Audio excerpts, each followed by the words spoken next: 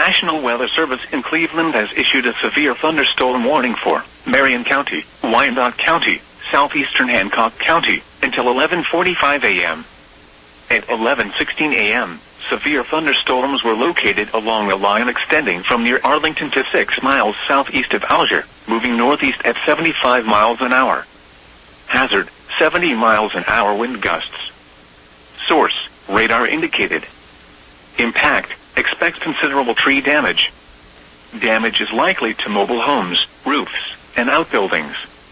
Locations impacted include Marion, Upper Sandusky, Forest, Arlington, Prospect, Sycamore, LaRue, Morrill, Van Loo, Waldo, Marcells, Cary, Nevada, Caledonia, New Bloomington, Mount Blanchard, Greencamp, Wharton, Harpster, and Kirby.